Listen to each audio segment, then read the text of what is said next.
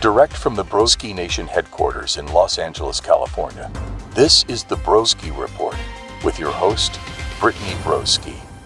Guys, good morning! Don't talk to me until I've had my diarrhea. Don't talk to me until I've had the squirts. What a blessed morning it is, team. Haven't washed my hair in a week. You couldn't tell though. I'm training my hair. I don't think that's a real thing. I'm just, my hair stinks. You know what I mean? I'm back from London town. I was in London, weren't I?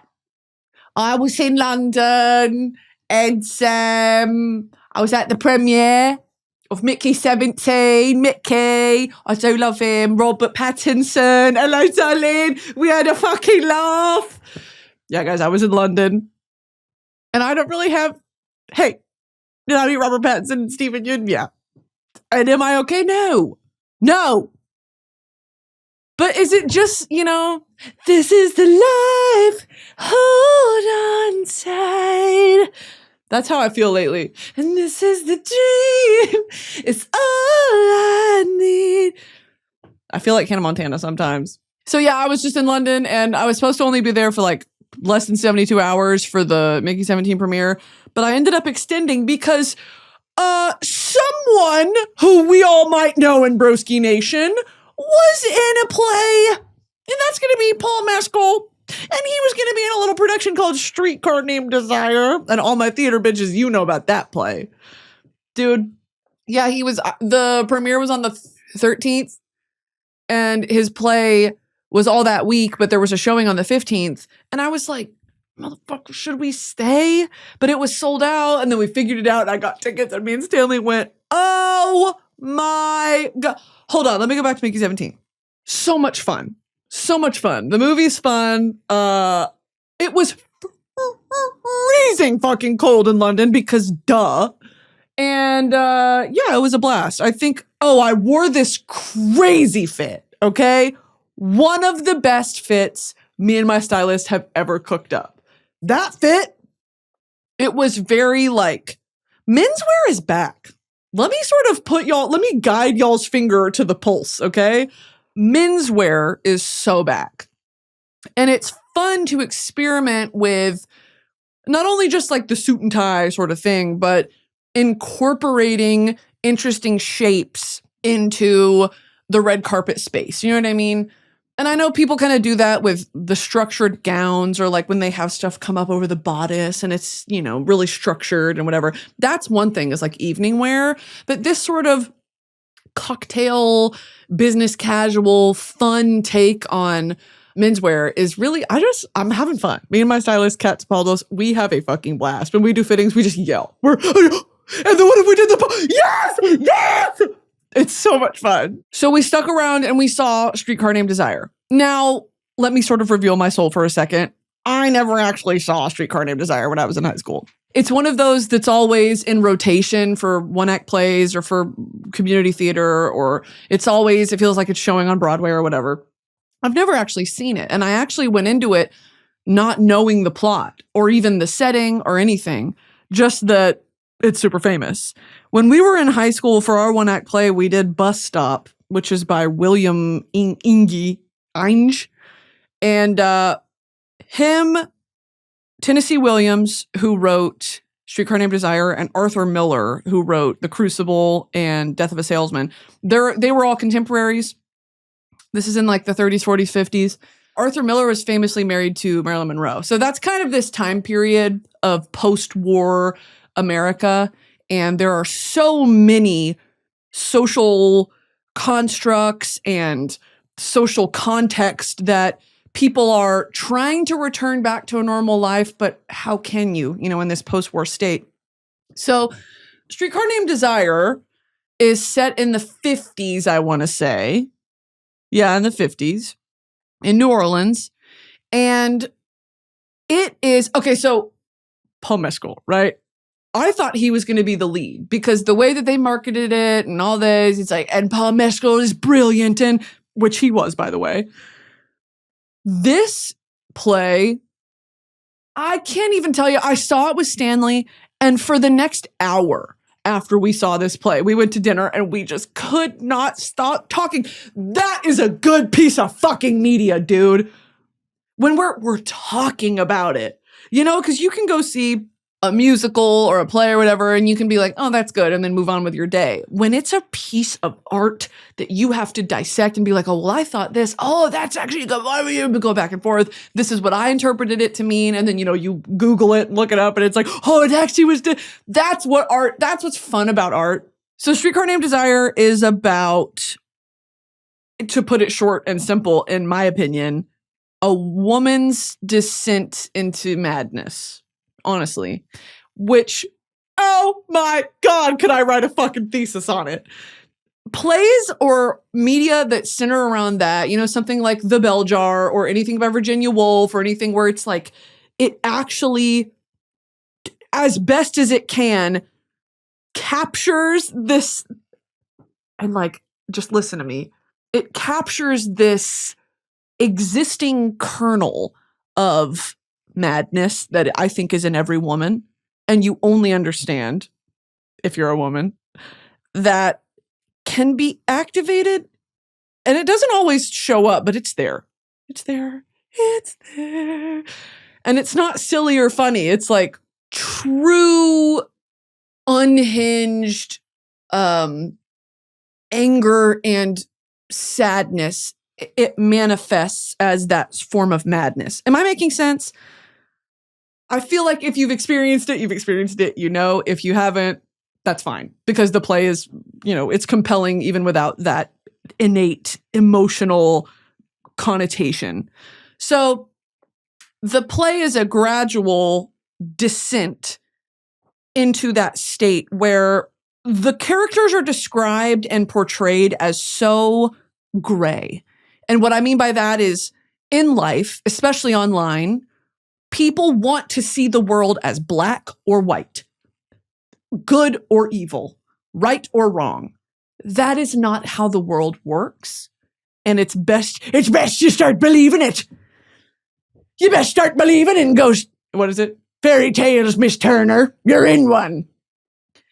Like, the quicker you realize that the world is not so simple, I'm not going to say the easier, but you have a wider palette of colors to paint the world with. Do you know what I mean? So this play, from the beginning to the end, there is not one character where you're like, oh, well, she was my favorite, she's right, or he did nothing wrong, or whatever. That is such an interesting, especially in this age of bullshit Marvel movies and all that. I love Marvel. Okay. Iron Man 2, one of my favorite movies of all time. But those stories are based on this concrete evidence and understanding that here is a hero. This is a hero. And there's no hero in Streetcar Named Desire. To give you a short summary of the play, there is a sister dynamic. Okay. There's a sister named Blanche and a sister named Stella. Stella is married to Stanley. Stanley is Paul Mescal. Stella and Stanley live in New Orleans. They have their happy little life. They're married. It's very lustful. Okay, they're always fucking and they're always with his friends, and it's a very domestic life. Well, Blanche Dubois, she's the sort of unhinged sister, just could never really figure out what she was going to do, is kind of a spinster, you know, never was married, is a little bit too old now, like in her late 30s, maybe, to get married. She's not a fresh spring chicken anymore. And in this time period, beauty is currency, you know, and being a young, untouched woman, that's a form of currency, the highest form of currency. You know, you talk about the ceiling, the glass ceiling, there's not much room to grow as a woman in this time period. So you either become a secretary, become a nurse, or get married. There is no form of protection or independence for a woman like Blanche Dubois. And she knows it. And she is very vain because, of course, she is. It's how you move through the world in that time period. So she's kind of down on her luck. You come to find out all these things about her, the ways that she has made money, maybe not so glamorous ways, the reputation she had in the town that she left. She used to be a teacher who made some less than impressive decisions when it came to her students. And she got kicked out of town. And you come to find that out. But the way that she presents herself is this very, she shows up with a suitcase full of diamonds and furs. And, oh, I could never do that. Haven't you got a cigarette? Haven't you got this? Oh, my, very almost entitled, where she is living outside of her means, but not really. It's this double think of she's fully aware of the realistic state of her situation. She's been kicked out of her town. She has no place to live. She has no money. She's defaulted on loans. She's in debt. And so she's running to her sister's house for help. Well, her sister, welcomes her with open arms and, oh, Stanley, my husband, this is my sister Blanche. And, oh, it's so exciting. We can have a sleepover. Well, as you can expect, she overstays her welcome eventually. Stanley starts getting pissed the fuck off. And all these characters have shades to them. Stella is a victim of domestic abuse. Stanley is a perpetrator of domestic abuse. But they both ignore the reality of, we're letting this happen. Blanche, as an outsider, comes in and sees that. And she's like, what the fuck, Stella? Leave him. And she's like, I can't fucking leave him. And guess what? She's pregnant. So all this stuff is happening. Blanche is being a squatter, essentially. Stanley is just a toxic, hypermasculine male. And Stella, I think, is the real victim in the whole story because she just loves her husband and he's not a good man. And does that make her an ignorant woman, or does that make her a victim of her situation? Because in Blanche's mind, it's like, well, leave. Just leave. And Stella's like, I fucking can't. So just shut the fuck up. I don't want to talk about this anymore. Like, that's the situation. Oh, the dialogue is so good. So this is the reality we find ourselves in. Well, things happen, the web begins to become spun. And towards the end, Stanley plays puppet master and he gets Blanche taken away by doctors. And it was the most harrowing scene. And it was done so well. And Paul Mescal is so scary in this play. And that is such an impressive feat, to distance yourself from how you're known publicly, to fully embody this character. He was doing an American accent. All of them did American accents in the play. I don't think any of them were American. And I could not take my eyes off of him. But let me tell you something else. Patsy Farron played Blanche Dubois in this version that we saw. When I tell you, she tore. She carried that fucking play. Paul Mescal, you're great. She's the best, right?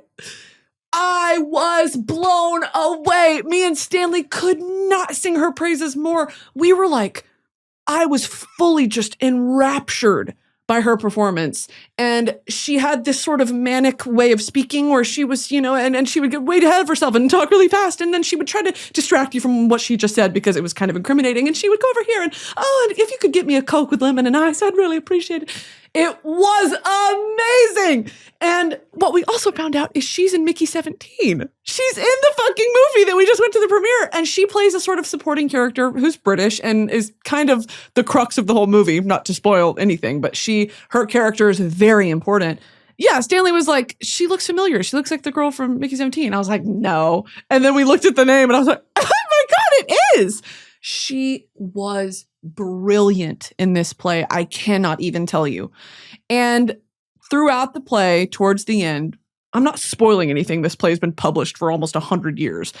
She gets taken away by, psychiatrists, by doctors at the request of Stanley. Stanley, Paul Mescal's character, orchestrates this whole thing where he's had enough. He recognizes fully the reality of the situation, that Blanche is taking advantage of them. He finds out all this tea on her. You got kicked out of your school for sleeping with a student. You turned into a prostitute to make your way until that didn't work out. You got kicked out of town, this, that, and the other. I know about you, Blanche. I know about you. So get the fuck out of my house. I'm not going to be this halfway house for you because you are making decisions that are putting you in this situation. So get the fuck out and figure it out. And so towards the end, this is what I'm talking about, where no one's right. Okay, Stanley's a woman beater. And now he's kicking out this woman who's down on her luck. And is it her fault? Yeah, kind of. She made some decisions that were shit. But Blanche, in her reality, she has nowhere else to go. So of course you go to your sister. That's your family. She has no other surviving family. She has no children, no husband. She's late 30s, unmarried. And she is a self-sabotager. And you feel bad for her because she did it to herself. And she doesn't want to live like that. You know, she thinks that she's Miss Astor. Miss Astor was a rich socialite who's on the Titanic, okay? Think like Rockefeller, Carnegie, that sort of, Miss Astor. She thinks she's that, and she's not. And she knows it, but she won't admit it. But Stanley sees that, okay? Oh, their dynamic is fucking crazy! And the dynamic between sisters, oh my God, it was just, I could not tear my eyes away. I cried. There were some funny parts. Patsy Farron is just, oh my God, I have chills thinking about it. So towards the end of the play, she gets taken away and they actually take her through the audience. So the spotlight comes on the little walkway, whatever. And I wish there had been a camera on me and Stanley, my friend Stanley in the audience, because we were, it was so, wow. So cannot recommend it enough. They're taking it to New York. If you have the means, but I know this is so obviously like, duh, but if you are on the East Coast in the next 2 months, try to make your way to go see this play. It was fantastic. We were blown away. And it deals with, the residual effects of trauma and how we construct our own realities to best make that trauma livable. And it deals with themes like domestic abuse and the reality of life as a woman in that time period and, maybe even the time period that we live in today. It was just amazing. I cannot sing its praises enough. Also, while we were in London, we went to, this is totally unrelated. We went to Churchill's War Rooms, which I don't mean to turn this into a history lesson, but it's about to be a history lesson. So lock the fuck in because we're doing, once again, Professor Broski's World War II segment. Okay. World War II history segment. I've been to the war rooms before, and I've also been to the Imperial War Museum. And the UK is a very, very interesting country to do a museum like that. Obviously, as a sentient adult, you become aware that each country has their own retelling of what transpired from 1900 to 1945.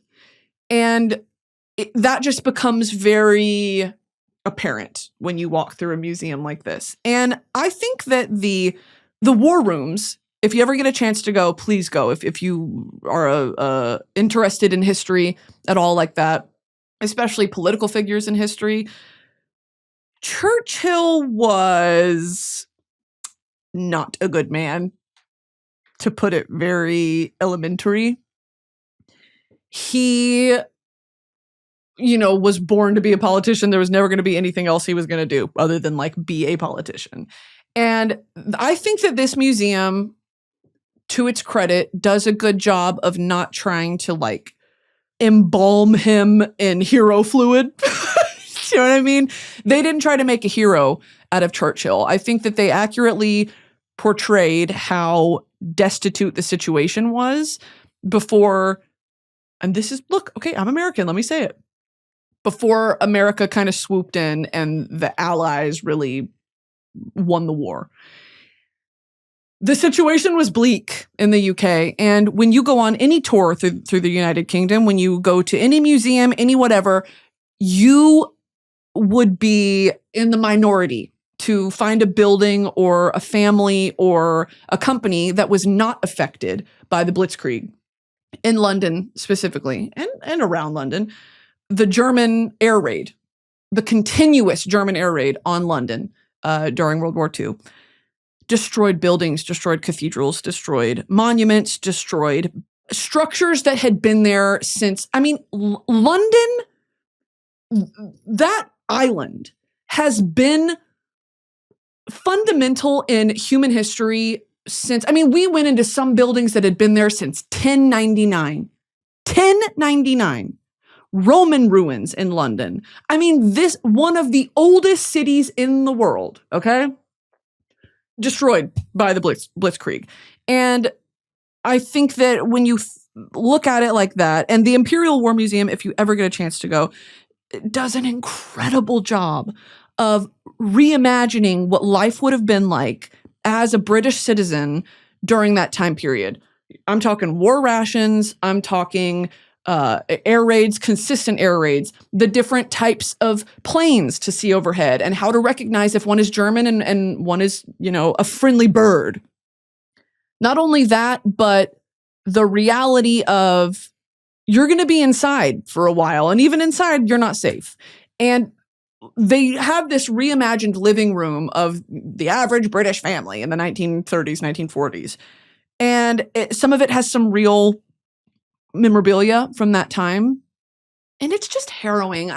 You can read about history in a book. You can watch a documentary. You can watch an interview by someone who was, a World War II veteran or whatever. Nothing has sent a chill down my spine quite like being in this reimagined little living room with the tiny little radio and the reimagined war rations and the family photos and the sound of the sirens. And they have completely reconstructed it.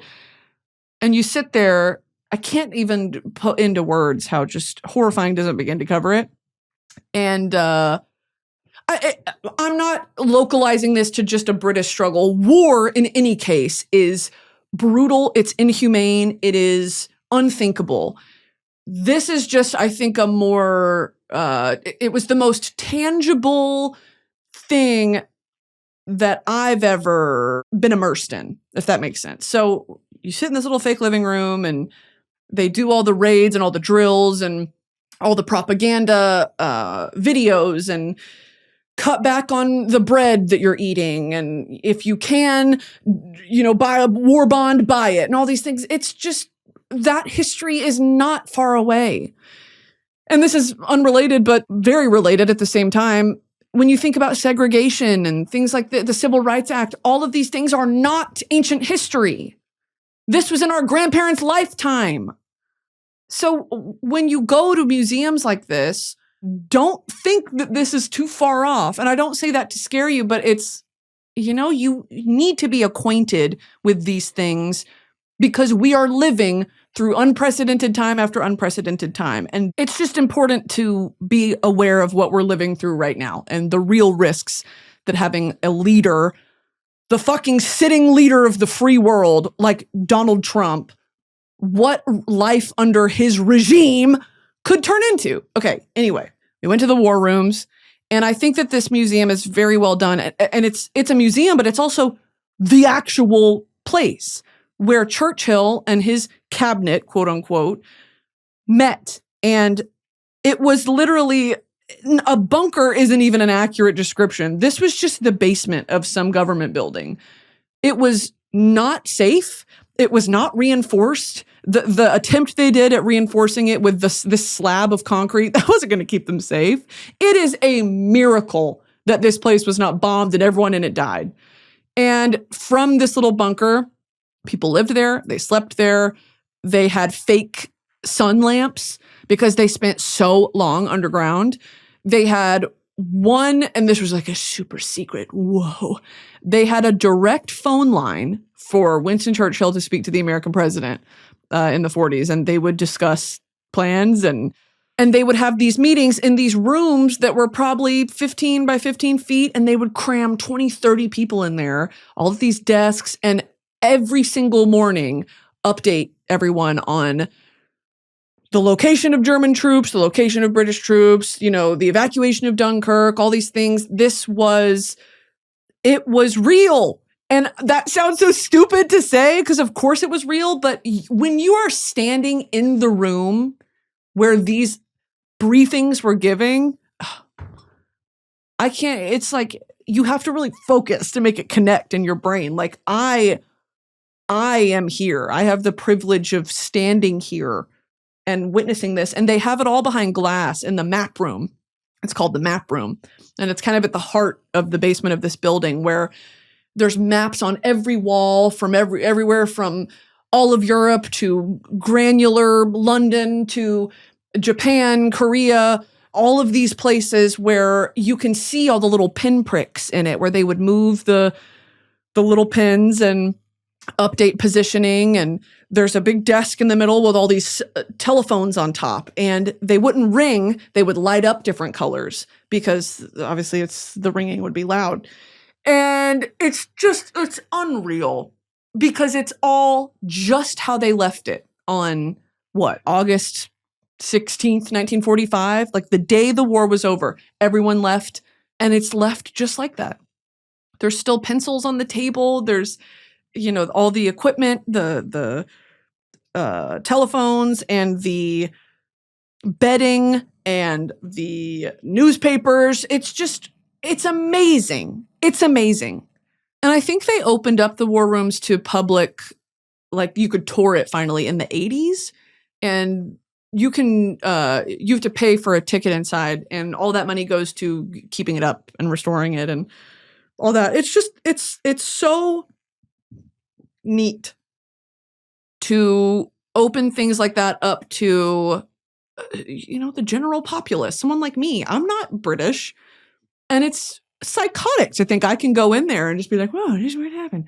Because that history is all of our history. And that sounds so fucking corny, but it's true.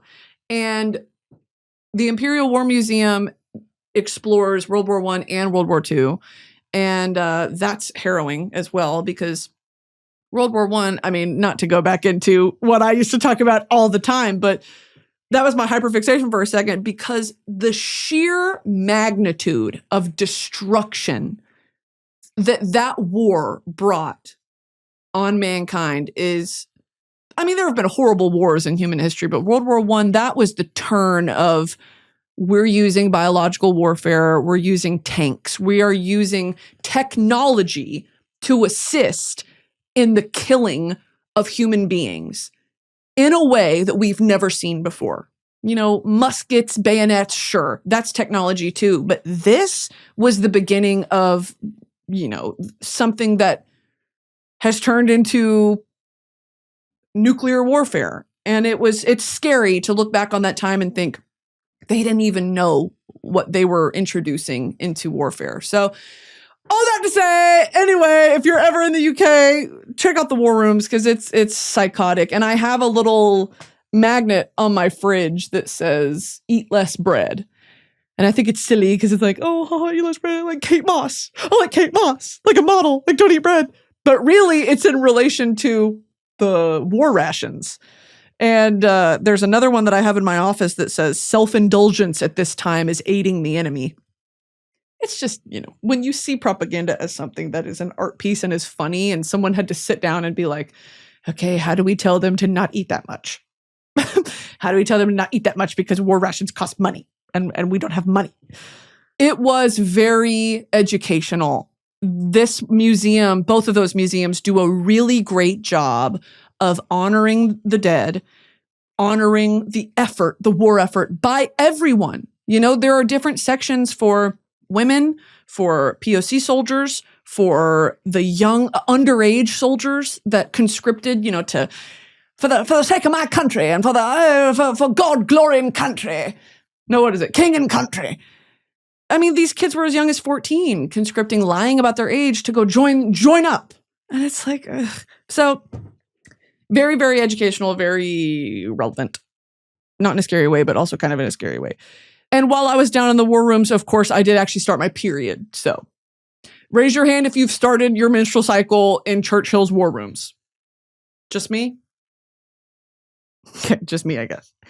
Okay, let's talk about the fun stuff now. This episode is sponsored by Sock Doc. When was the last time you needed to go to a doctor, but you pushed it off? You made the excuse, I'm too busy, I can't find my insurance card, getting health advice from the latest social media trend or influencer is enough. I think we've all been there. Booking a doctor's appointment can feel so daunting. But thanks to ZocDoc, there's no reason to delay. They make it so easy to find and book a doctor who's right for you. ZocDoc is a free app and website where you can search and compare high-quality in-network doctors and click to instantly book an appointment. We're talking about booking in-network appointments with more than 100,000 doctors across every specialty, from mental health to dental health, primary care to urgent care, and more. You can filter for doctors who take your insurance, are located nearby, and are a good fit for any medical need you may have. Also, with hundreds of verified patient reviews, you can find the type of care and support you're looking for, from good bedside manner to fast wait times to doctors with the best listening skills. Once you find the right doctor, you can see their actual appointment openings, choose a time slot that works for you, and click to instantly book a visit. Appointments made through ZocDoc also happen fast, typically within just 24 to 72 hours of booking. You can even score same-day appointments. Everyone knows I use ZocDoc to find my dermatologist, and Lord knows I keep him in business, so I'm glad I found him. Stop putting off those doctor's appointments and go to ZocDoc.com/broski to find and instantly book a top-rated doctor today. That's ZocDoc.com/broski. ZocDoc.com/broski. This episode is sponsored by Acorns. Here's a fact that will shock absolutely no one. 66% of men are investing in the stock market compared to just 48% of women. Here's another one that won't surprise any of you. Multiple studies have shown that women are better investors than men. Why? Because men are overconfident and women actually do their research. The investing gap means less women have the chance to build wealth now and can have huge repercussions down the road when it comes time for them to retire. The good news is that Acorns makes it easy for everyone to start investing. Acorns believes that anyone can be an investor. That's why they make it easy to stick to basic, time-tested principles that give your money a chance to grow. Acorns is a financial wellness app that makes it easy to start saving and investing for your future. You don't need to be an expert. Acorns will recommend a diversified portfolio that matches you and your money goals. You don't need to be rich. Acorns lets you get started with the spare money you've got right now. And even if all you've got is spare change, you don't need a ton of time. You can create your Acorns account and start investing in just 5 minutes. I believe that putting aside money for future me is a form of self-care, and Acorns cuts out all the intentionally confusing jargon and processes to cut straight to the goal, investing money for older me. Sign up now and join the over 13 million all-time customers who have already saved and invested over $22 billion with Acorns. Head to acorns.com/broski or download the Acorns app to get started. Compensation provides incentive to positively promote Acorns. Tier 2 compensation provided. Investing involves risk. Acorns Advisors LLC, an SEC registered investment advisor. View important disclosures at acorns.com/broski. I went to Penhaligon's. Let me tell you something about this. Michelle Visage, you will always be famous. Michelle Visage, I love you. Michelle Visage talks about Penhaligon's on TikTok all the time. I was like, what the fuck is that? It's a perfume house. It's a British perfume house that was started way long ago and then had to shut down. And then some Italian designer or businessman came in and revived it because there was this one super famous fragrance that Churchill used to wear and all these, it was a very high society fragrance. And they revived it and someone took over as creative director. And now there's a full storyline and there's a narrative to this perfume house, which I love. Hey, duh. I love shit like that. And it is so fucking British and it's so fun. So there's this whole storyline behind Penhaligon's and all the names of the fragrances and how they release them and, what their best sellers are and all this. So it's based around this sort of murder mystery of a man and his estranged wife and his mistress. And then all these characters get introduced and each fragrance is named after one of them. It kind of gives, what's that game? Clue. Like Mr. Mustard, Colonel Mustard, all that shit. Like it's very reminiscent of that, but all the characters are so fucking British. Well, I go in and, this was another, I was like, fuck. I went in and I always, when I go to Britain, I like to ask the people working there, how old is this building? Because you never know. You never know how old the structure that you're standing in could be.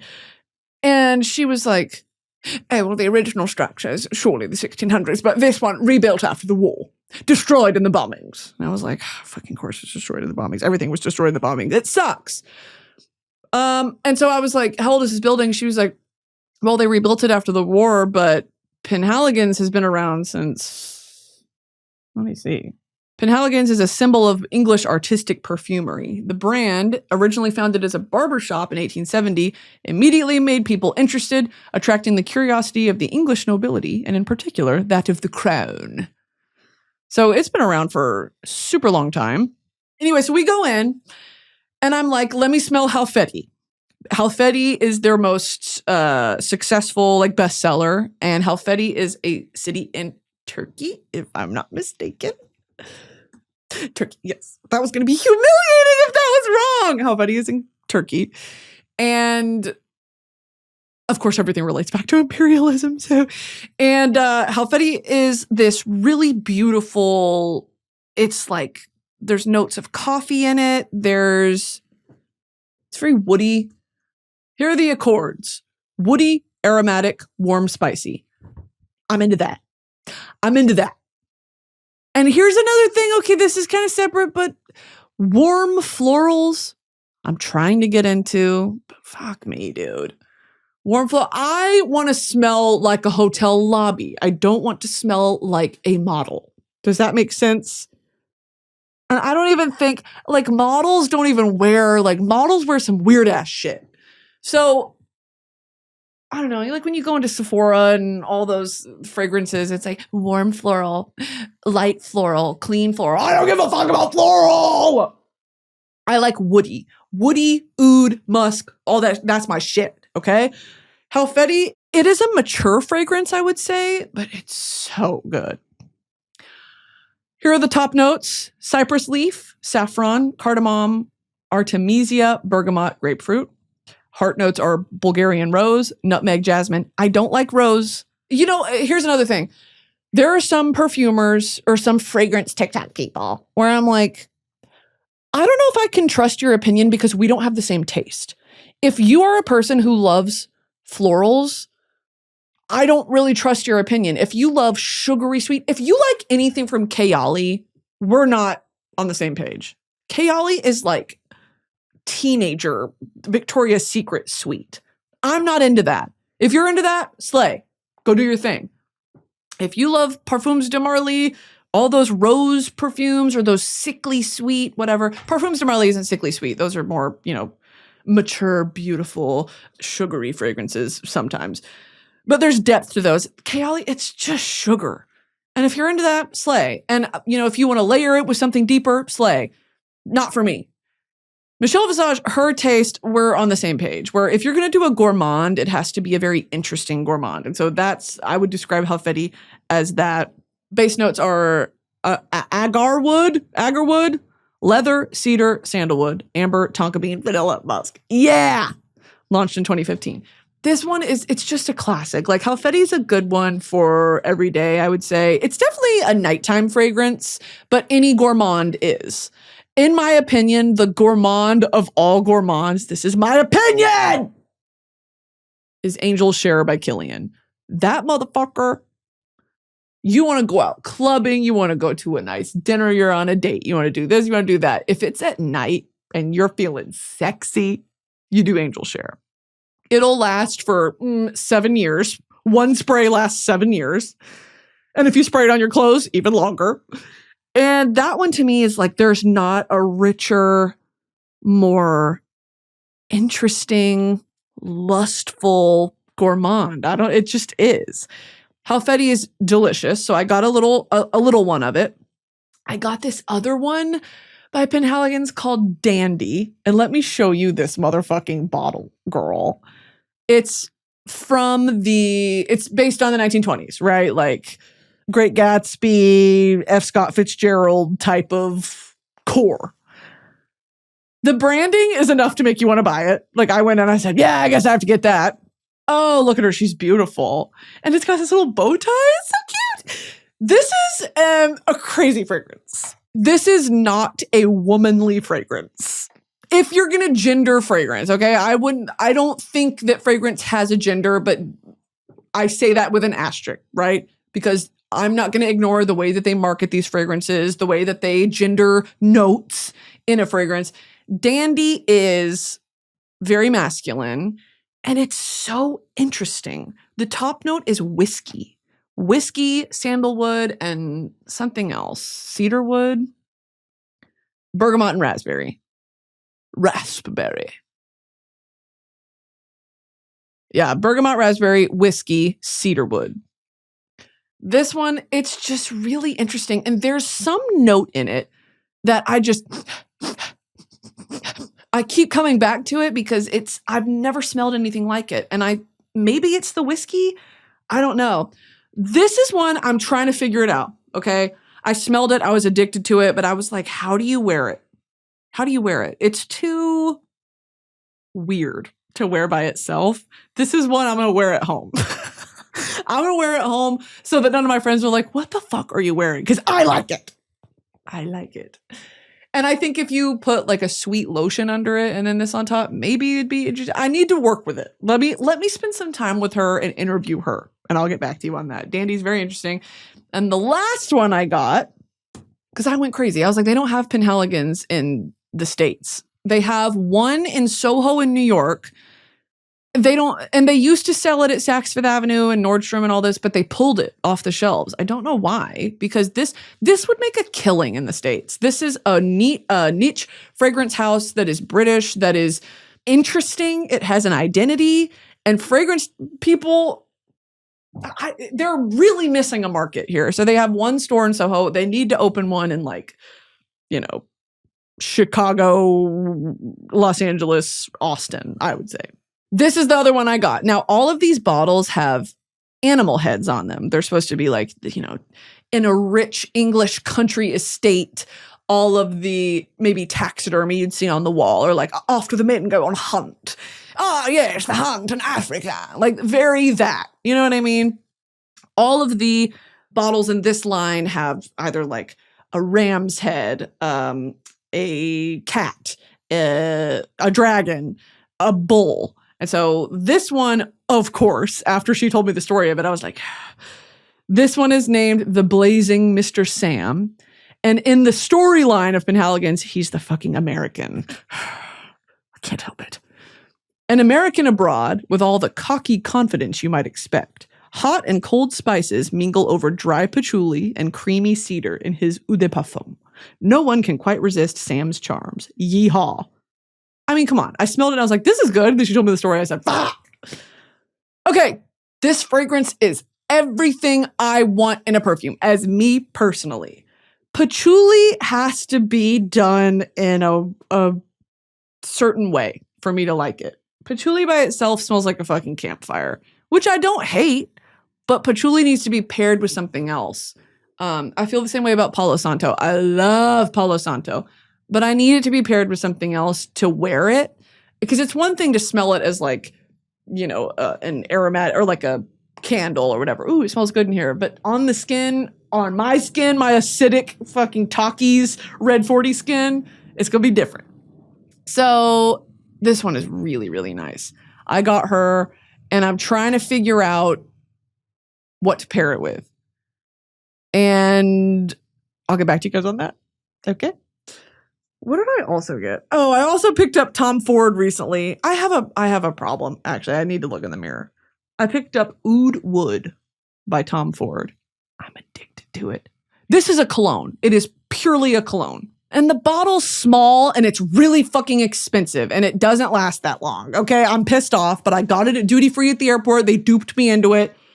And it smells beautiful. I love the smell. I just wish these fragrances would last longer, and I've done all the fucking tricks. Okay, make sure your skin is moisturized. Dab, don't rub. Don't spray it only on your neck. It'll wash you away. Spray it on your pulse points. I do all that shit. But if the Joe Malone fragrances are gone in 20 minutes. If the fragrance is not potent, it will not last. That's why Killian is so impressive, is because that shit lasts forever. Okay, so don't come at me and tell me I'm doing it wrong, because I'm not. Anyway, pick this up too. Love her. Okay, let's move on from fragrance. I just wanted to give y'all that update that I went to Penhaligons, had a fucking blast. very excited to start experimenting with some of those. Let's talk books for a second. We're in the rotation, okay? We've talked about World War II, fragrance, and now we have to talk about books. That's what this podcast has turned into. Other than when I go on a rant about Christ on the cross. Sometimes that. So we're not doing that segment today. We're not doing the Christ segment right now. Right now we're doing books. Right now we're doing fairy smut. My good friend, Drew F. Wallow, had told me to read Quicksilver. Okay? Quicksilver is fairy smut. Okay. Are you mad at me? Do you guys hate me because I want to talk about the fairies fucking each other? It's been a while. I've been doing Orwell. I've been doing Ray Bradbury. It's time to read fairy smut. We got to go back to our roots, team. Finish Quicksilver. Very long, very good. Okay, where do I even start? Quicksilver is the classic, human finds herself in the Fae world, the Fae realm, and there's a war. There's always a fucking war, and they need this special human's help winning the war because we haven't seen someone like you in the realm in 1,800 years. Okay, and we just ignore that she's 24 and her boyfriend's 1,800 years old. You just sort of ignore that because it's fine, because he's sexy. Okay, have you thought about that he's sexy and he's got a big penis and she's 24? No, you don't think about that. I think about that. And so, of course, she's got some special fucking gift that they need her help, whatever. The plot, I was hooked from start to finish. Here's what I will say, and I don't want to spoil it, but one of the characters is very, very selfish. And while it lends itself to the plot, why characters make decisions that they do, how it affects their interpersonal relationship, all that, whatever. It was giving me a little bit Iron Flame, but not too much. Not too much. There wasn't this miscommunication trope or I'm ignoring you trope. It was just one of the characters is like, I've made my decision and you cannot convince me otherwise. Just let me do this. I'm doing this because I love you. And then the other character is like, fuck you, selfish prick. Okay. That's kind of one element of this book. And I was texting Drew and I was like, girl, if he did that to me, I would have said, fuck you, and gone back to the human realm. You know what I mean? Like, I'm not standing for bullshit. Anyway, I didn't spoil it, okay? This book is really, really good. I really enjoyed it. It was a lot of fun. And the sequel comes out in November, I think. I'm set. I'm going to read the sequel. It was fun. It was fun. But I will say at the end of the book, probably the last 50 pages, the author introduces a crazy plot line that, I wish she had expanded on it a bit more, a bit earlier in the book. You're introduced to a character that changes the course of these characters' lives forever, that it's like, I wish I knew more about who this fucking dude is. And I hope that at the top of book 2, there's a recap, because a lot happened in the final pages of the book where I'm like, I'm going to need to be reminded of this because I'm not going to reread it. I'm going to need to be reminded, and maybe a map would be nice. If we're doing notes right now, I would like a map of the realm and of the territories and of the river and the castle and the whatever. You know what I mean? That was Quicksilver. I give a 7.9, 8 out of 10. Really enjoyed it.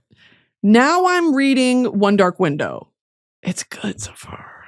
It's good so far. I think it's YA. I think it's young adult, which doesn't bother me. Half a Soul, that Regency fairy tale book I read, was so good. I loved it. What made it so lovely is that it was a standalone. She's written other Regency fairy tales with different characters in the same universe, but yeah, it was short, sweet, and to the point, and I was like, oh, I'm going to miss these characters. Like, it was that sort of book. And it was YA. It wasn't like, and then his cock went in. It wasn't that, which is good because know your audience, know the setting. Like, we're talking Regency, magic fairies. It's Regency era. I shall take my leave. I can only hope to apologize, my lady. That if they were like, and then his cock went in my. Okay, I guess. Okay, his fairy cock went in my. Whatever. Can we go back to having afternoon tea with his parents? Anyway.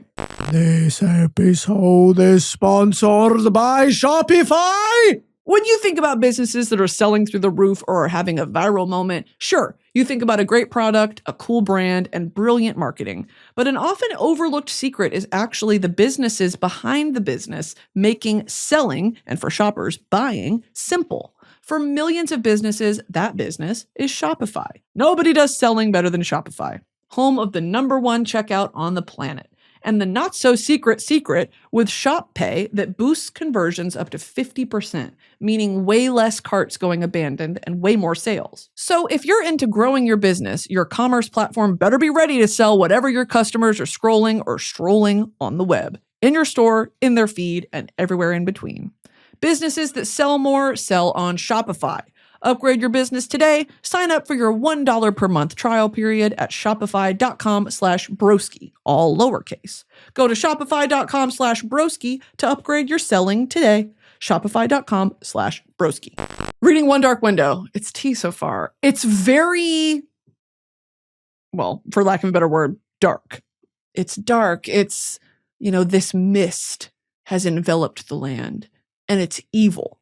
It is all-consuming, it's a matter of time before the town is enveloped in this darkness, and the weight rests on this one character's shoulders who, again, she has this power that no one else knows about, and she hates it about herself. And she thinks that she's different and she's damaged, when in reality, she's the one that'll save us all. Isn't that fucking true? Because we all have that inside of us. We all have a power that if we even knew our power, we could save all of us.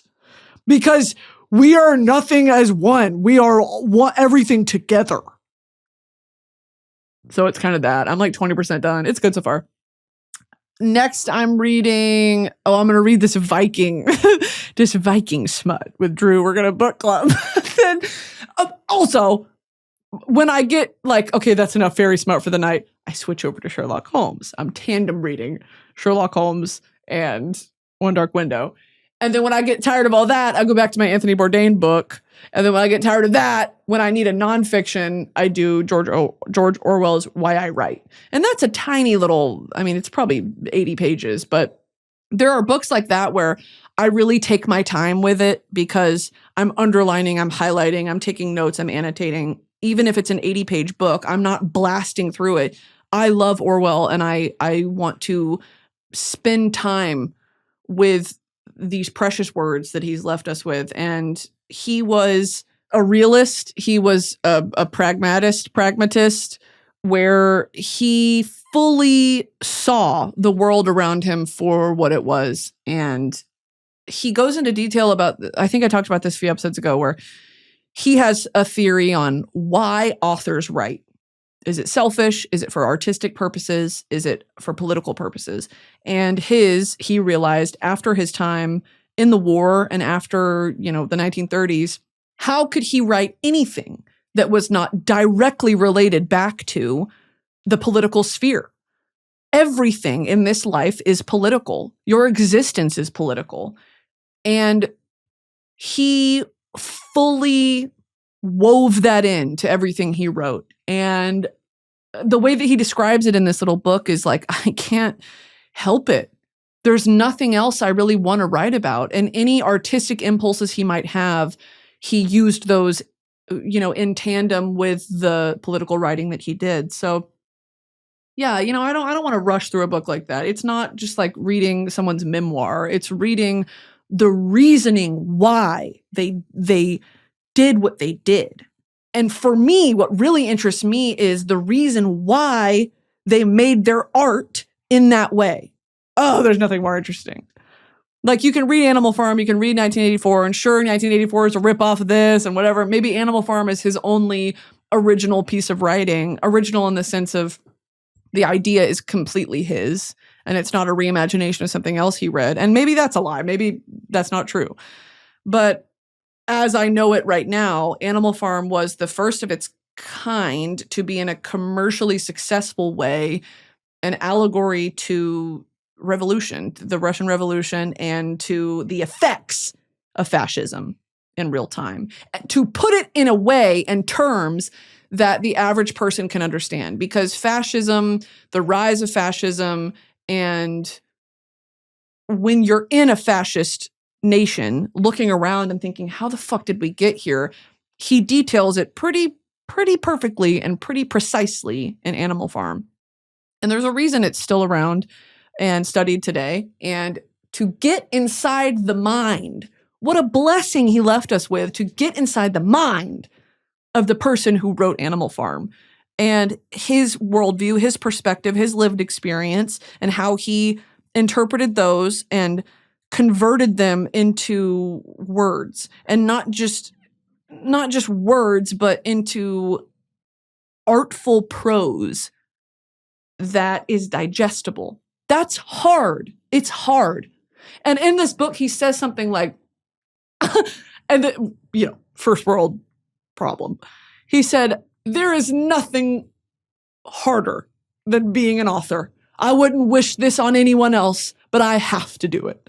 He said some dramatic bullshit like that. I was like, okay, Orwell. And then I was like, I kind of get it because what he managed to do is hard. And he did it well. And I know, any piece of art, any piece of literature deserves criticism.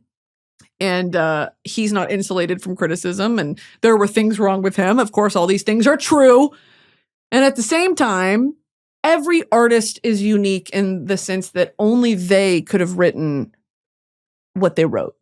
And I'm really a fan of his works. So I read that when I'm done with, when I can't do anymore. He put his cock in my, okay. When I need a break from that, I go back to why I write. But anyway, I got this book recently too called Monsters. And it's about, can we, in the black and white world we live in, separate the art from the artist? It's the age-old question. Is art made by a horrible person? Is good art, great art, made by a horrible person, ethically good to consume? Is it okay to like art by a shitty person? And I don't have an answer. Let me read this book and get back to you on that. I think the answer is going to be, who's to say? But this book is highly recommended. I've seen it on TikTok and people were talking about it, and I actually bought it in London. We went into this cute little bookstore. It's called the London Review bookshop. And we went in, and they don't call it nonfiction in the UK. I don't know what they call it. Because I was looking, I was like, where's the fucking nonfiction section? It doesn't exist. I think it was just downstairs in this little bookshop, and it was like in the psychology area or something like that, or like current affairs. I don't know. Anyway, very excited to read that because I don't have an answer. I don't know, and I struggle with it. And I'm sure a lot of fangirls do as well, where when someone's art has impacted you in a way that has completely changed the cellular makeup of your mind and of who you are, and in a good way, in a positive way, in a identifiable way. What do you do if that person DMs a minor? What do you do if that person turns out to be racist or sexist or gross? What do you do? And I don't have an answer. And it sucks. And you don't want to be a defender of that person. I would never defend those actions. But here we have this piece of music or a book or a movie or a play that is just mind-blowingly good. What do you do? So I'll get back to you guys on that ethical question next time. Next time when we do ethics with Brittany Broski, we talk about the death penalty and about fucking the book Monsters. How about that? Okay, guys, I think that'll do it for me this episode. Here are my 2 songs of the week. First one, High Fashion by Addison Rae. Thank you. Thank you, Addison Rae. And when this album comes out, I'm sad. And when the tour is announced, I'm sad. Second one, Too Far Gone by Ty Myers. It's a country song, okay? Who cares? I love country music. I don't give a shit. I don't give a fuck. Okay, that's my spiel. If y'all want merch, go to broski.shop. That's all I have to say. Please go watch Royal Court. We have a new episode with Coleman Domingo, who I fucking love. Love Coleman Domingo. Go watch Royal Court, subscribe to this channel. Guys, we're almost at 1 milli. We're almost at 1 billion subs. We're almost at 100 billion subscribers on this channel. Please be the 101st billion. That will do it for me. I will see you guys next week. Be good and just okay. And also okay. Oh, wait. Oh, one more thing. I'm seeing Swan Lake in New York. I'm seeing Swan Lake because I love ballet. I love ballet. And I do ballet stretches every morning and it makes me feel good. So here's my challenge and homework for you. Do one thing that makes you feel good today. And that doesn't mean eat like shit or indulge in an addiction. Do one thing that is good for you. Sit outside, read a book, call your mom. If that's not good for you, don't do it. Okay? If calling your mother is not good for you, don't do it. Do something else. Okay, love you guys. Bye.